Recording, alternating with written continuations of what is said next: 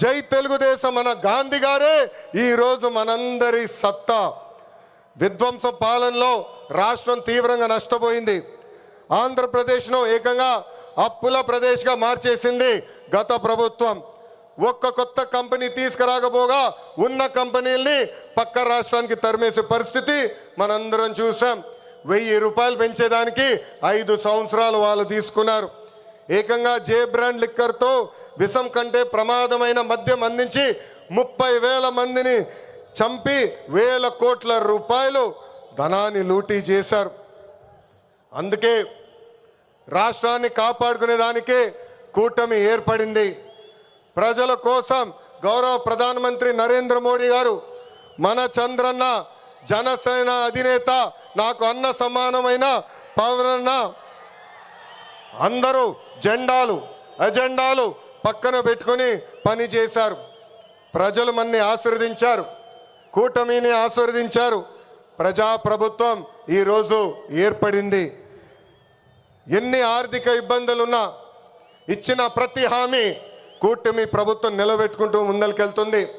దేశంలో ఏ రాష్ట్రంలో ఇవ్వని విధంగా వృద్ధులకి 4,000 రూపాయలు, వికలాంగులకి 6,000 రూపాయలు, ఏకంగా బెడ్కి పరిమితం అవుతే 15,000 రూపాయలు ప్రతి నెల పెన్షన్ ఇచ్చి ఆదుకుంటుంది కూటమి ప్రభుత్వం. దీపం పథకం కింద ప్రతి ఏటా ఉచితంగా 3 గ్యాస్ సిలిండర్లు కూడా మన ప్రభుత్వం అందజేస్తుంది. ఇంకా అన్న క్యాంటీన్లు కూడా తిరిగి ప్రారంభించాం. ఇంకా జూన్ మాసంలోనే తల్లికి వందనం కూడా మన ప్రభుత్వం ఇవ్వబోతుంది. అన్నదాత సుఖీభవ త్వరలో అమలు చేస్తున్నాం. ఆగస్ట్ 15 నుంచి మా అక్క చెల్లెలు, పెద్దమ్మ, చిన్నమ్మలు ఆర్టీసీ బస్సులో ఉచితంగా కూడా ప్రయాణించే హక్కు మన ప్రభుత్వం కల్పించబోతుంది. ఇంకా 16,347 పోస్టులతో మెగా డిఎస్సి మనం ప్రకటించుకున్నాం. జూన్ మాసంలో ఎగ్జామ్స్ నిర్వహించి ఏకంగా వచ్చే అకాడమిక్ ఇయర్కి ఉపాధ్యాయుల్ని కూడా పొజిషన్ చేస్తాం. పోయిన ఎన్నికల్లో ప్రభుత్వ ఉద్యోగస్తులందరూ కూటమి ప్రభుత్వానికి సహకరించారు. ప్రతి నెల 1వ తారీఖు నాడు వాళ్ళ జీతాలు ప్రభుత్వం చెల్లిస్తుంది. వాళ్ళకి అనేక సమస్యలు ఉన్నాయి. ఆ సమస్యలన్నీ కూడా ఒక పద్ధతి ప్రకారం కూటమి ప్రభుత్వం పరిష్కరిస్తుందని ఈ సభాముఖం వాళ్ళందరికీ తెలుపుతున్నాం. అభివృద్ధి వికేంద్రీకరణ అనేది మన ఎజెండా. మిషన్ రాయలసీమ అన్నాడు నేను ప్రకటించా. ఆ మిషన్ రాయలసీమ అమలు చేసడానికి ఈరోజు మన ప్రభుత్వం పనిచేస్తుంది. రాయలసీమను ఒక automotive, electronics, renewable energy, horticulture హబ్గా తీర్చిదిద్దుతున్నాము. ప్రకాశం జిల్లాలో రిలయన్స్ సిబిజీ ప్లాంట్స్ ఏర్పాటు చేస్తున్నాం. ఉభయ గోదావరి జిల్లాలో పెద్ద ఎత్తున ఆక్వాని ప్రోత్సహిస్తున్నాం. ఏకంగా ఉత్తరాంధ్రలో ఐటీ, ఫార్మా, మెడికల్ ఎక్విప్మెంట్ తయారీ, ఏకంగా భారతదేశంలోనే అతిపెద్ద స్టీల్ ప్లాంట్ ఆసిలర్ మిత్తల్ ప్లాంట్ కూడా మనం తీసుకొస్తాం జరిగింది. గడిచిన 11 నెలల్లో 8.5 లక్షల కోట్ల విలువైన పెట్టుబడి, తద్వారా 6 లక్షల మందికి ఉద్యోగాలు కల్పించే దిశగా మన ప్రభుత్వం ఒప్పందాలు కుదుర్చుకుంది. ఇంకా తెలుగుదేశం పార్టీలో మా కార్యకర్తలే అధినేత. దేశంలో ఏ పార్టీ ఇవ్వని గౌరవం తెలుగుదేశం పార్టీ కార్యకర్తలకి ఇస్తుంది. దేశంలో ఏ పార్టీకి 1 కోటి మంది సభ్యులు లేరు. అదే మన పసుపు జెండా పవర్, అదే ఈ పసుపు సైన్యం పవర్. సభ్యత్వంలో కూడా ఎవరు మన రికార్డు బద్దలగొట్టే పరిస్థితుల్లో లేరు. ఈరోజు 5 లక్షల ప్రమాద బీమా అందిస్తున్నాం.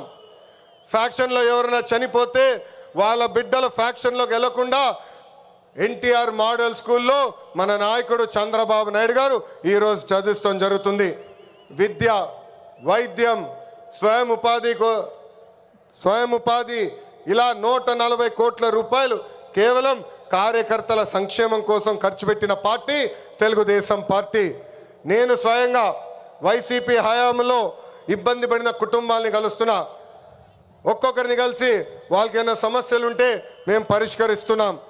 అంతేకాదు మన అధినేత చంద్రబాబు నాయుడు గారు కానీ నేను జిల్లాకు వచ్చినప్పుడు ప్రభుత్వ కార్యక్రమానికి వెళ్ళే ముందల ఆనాడు మేము ఇచ్చిన హామీ మేరకు ముందల ఉత్తమ కార్యకర్తలు కలిసిన తర్వాతనే ప్రభుత్వ కార్యక్రమాలకి మేము వెళ్తాం జరుగుతుంది.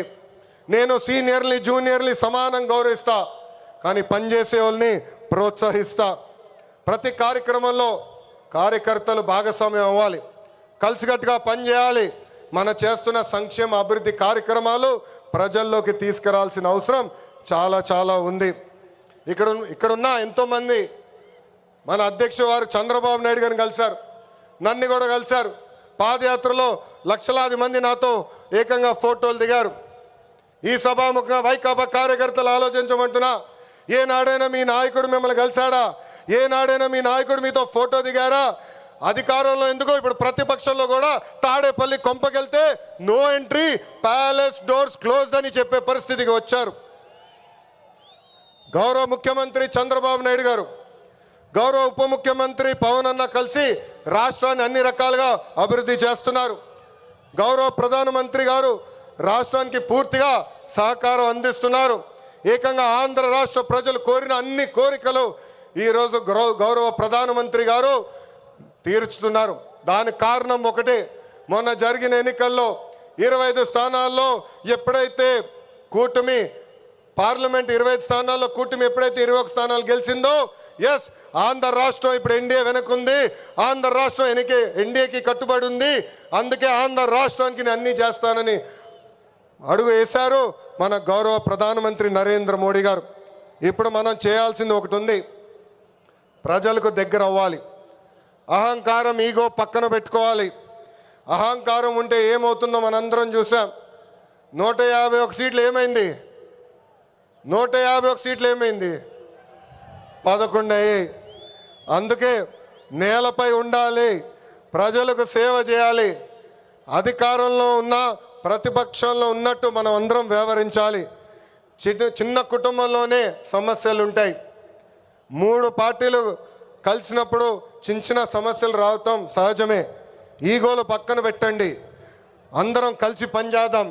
విడాకులు, మిస్ఫైర్లు, క్రాస్ ఫైర్లు ఎట్టి పరిస్థితుల్లో జరిగేదానికి లేదని ఈ సభాముఖ కార్యకర్తలందరికీ నేను తెలుపుతున్నా.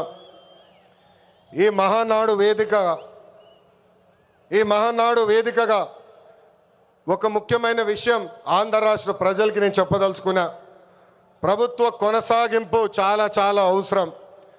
ఒక రాష్ట్రం అభివృద్ధి చెందాలంటే ప్రభుత్వం కొనసాగించాల్సిన అవసరం చాలా ముఖ్యం. 2014లో కట్టుబట్టలతో మన ప్రయాణం ప్రారంభించాం. 2014 నుంచి 19 వరకు సంక్షేమ అభివృద్ధి జోడి ఎద్దుల బండిలాగా మనం నడిపించాం. 2019లో విధ్వంస పాలన వచ్చింది, విధ్వంస ప్రభుత్వం వచ్చింది, ఒక సైకో ముఖ్యమంత్రి అయ్యాడు. దానివల్ల ఆంధ్ర రాష్ట్రం 30 సంవత్సరాలు వెనక్కిపోయింది. ఆంధ్ర రాష్ట్రం చాలా ఇబ్బంది పడింది. ఒక్కసారి ఆంధ్ర రాష్ట్ర ప్రజలు ఆలోచించాలా. గుజరాత్లో బీజేపీ వరుసగా 7 సార్లు గెలిచింది. ప్రభుత్వ కొనసాగింపు వల్ల ఈరోజు గుజరాత్లో అన్ని రంగాల్లో వాళ్ళు అగ్రస్థానంలో ఉన్నారు. అంతెందుకు, మొన్నటి వరకు మన వెనకాల ఉన్న ఒరిస్సా రాష్ట్రంలో కూడా బిజు జనతాదళ్ వరుసగా 5 సార్లు గెలిచింది. ప్రభుత్వ కొనసాగింపు వలన వాళ్ళు కూడా కొన్ని రంగాల్లో ఆంధ్ర రాష్ట్రాన్ని దాటి ముందరికెళ్ళే పరిస్థితి. ఉమ్మడి రాష్ట్రంలో తెలుగుదేశం పార్టీ ఒకసారి వరుసగా గెలిచింది. మనందరం చూసాం ఆనాడు ఆంధ్ర రాష్ట్రం ఎలా అభివృద్ధి చెందిందో. అందుకే ప్రభుత్వ కొనసాగింపు చాలా చాలా ముఖ్యం. దీని గురించి రాష్ట్ర ప్రజలు అందరికీ తెలియజేయాల్సిన బాధ్యత ప్రతి పసుపు సైనికుడి పైన ఉందని ఈ సభాముఖంగా కోరుకుంటున్నా. ప్రభుత్వ కొనసాగింపు ఉంటేనే పెట్టుబడులు వస్తాయి, పెట్టుబడులు వస్తేనే నిరుద్యోగ యువకులకి పెద్ద ఎత్తున ఉద్యోగాలు కల్పించే అవకాశం మనందరికీ దక్కుతుంది. నేను ఈరోజు దేవుని గడప సాక్షిగా రాయలసీమ ప్రజల్ని కొన్ని ప్రశ్నలు అడగాలనుకుంటున్నా. రెడీనా? తల్లిని చెల్లిని మెడబట్టుకుని బయటికి గెంటేసింది ఎవరు? సొంత బాబాయిని లేపేసింది ఎవరు? జే బ్రాండ్లు అమ్మి పేదల రక్తం దాగింది ఎవరు? బల్ల కింద ఉన్న ఎర్ర బటన్ నొక్కి ప్రజల్ని బాధింది ఎవరు? అందరూ ఎర్ర బుక్కు అని ఏడుస్తున్నారు. ఎందుకయ్యా అంత ఏడుపు? నేను ఆనాడు చెప్పింది ఏంటి? ఎవరైతే చట్టాన్ని ఉల్లంఘించి ప్రజల్ని కార్యకర్తలు ఇబ్బంది పెట్టారో చట్టపరంగా వాళ్ళపైన యాక్షన్ తీసుకుంటానని నేను చెప్పా. ఈరోజు ఎర్ర బుక్క కాదు కదా, ఎర్ర రంగు చూస్తేనే వణికిపోయే పరిస్థితి వస్తుంది. ఎర్ర బుక్ అంటే ఒకడికి గుండుపోటు వచ్చింది. ఎర్ర బుక్ అంటేనే ఒకడు బాత్రూంలో కాలు జారి చెయ్యి ఎర్రగొట్టుకున్నాడు. ఇంకొకడు ఏమయ్యాడో మీ అందరికి తెలుసు. అర్థమైందా రాజా? అర్థమైందా రాజా? సమాజమే దేవాలయం, ప్రజలే దేవుళ్ళు అన్నారు అన్న ఎన్టీఆర్. అందుకే మనం 6 శాసనాలు ప్రకటించాం. తెలుగు జాతి విశ్వఖ్యాతి, స్త్రీ శక్తి, యువగలం, పేదల సేవల్లో సోషల్ రీఇంజనీరింగ్, అన్నదాతకు అండగా కార్యకర్తలే అధినేత. పాలిట్ బ్యూరో సభ్యుల దగ్గర నుంచి, వేదికమైన పెద్దల దగ్గర నుంచి, ఇక్కడున్న కార్యకర్తల వరకు ఈ 6 శాసనాలు మన శ్వాసగా బతకాలని ఈ సభాముఖంగా మిమ్మల్ని అందరినీ కోరుకుంటూ, మనకి ప్రజలు ముఖ్యం, వాళ్ళ ఆనందం, వాళ్ళ సంతోషం ముఖ్యం. అహర్నిశలు కష్టపడాలా, వాళ్ళకి అందుబాటులో ఉండాలా. తిరిగి 2029లో మళ్ళీ కూటమి ప్రభుత్వాన్ని గెలిపించాలని ఈ సభాముఖంగా కార్యకర్తలందరూ తెలుపుకుంటూ, ఎప్పుడు మా ఇంటి తలుపు మీకోసం తెరిచుంటాయి.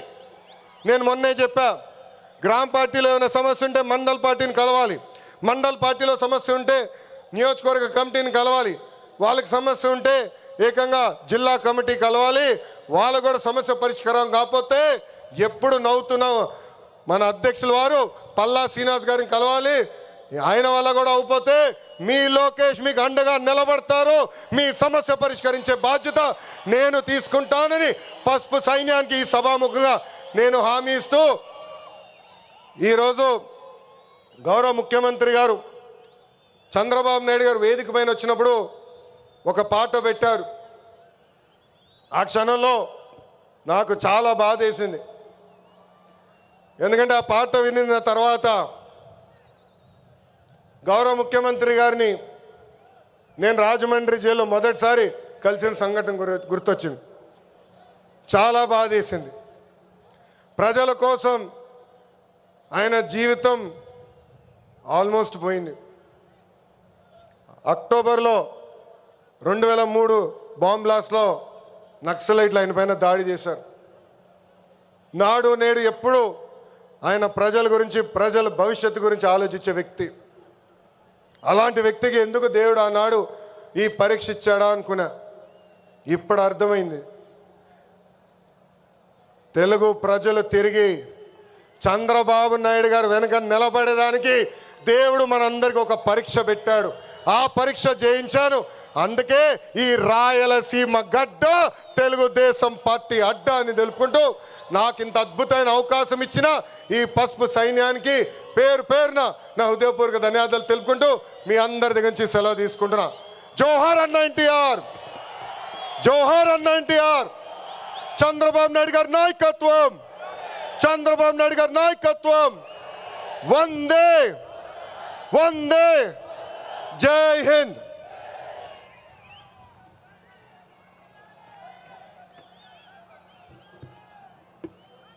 ఇటీవలి ఎన్నికల్లో రాష్ట్రంలోనే అత్యధికమైన మెజార్టీ సాధించి తెలుగుదేశం పార్టీ రాష్ట్ర అధ్యక్షులుగా సమర్థంగా పనిచేస్తున్న బీసీ నాయకుడు పల్లా శ్రీనివాస్ యాదవ్ గారిని మాట్లాడాల్సిందిగా విజ్ఞప్తి చేస్తా ఉన్నాం.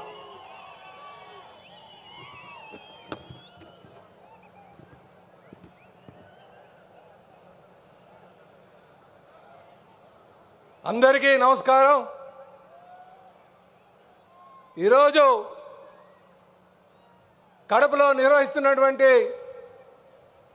మహానాడు సందర్భంగా ఇక్కడికి విచ్చేసినటువంటి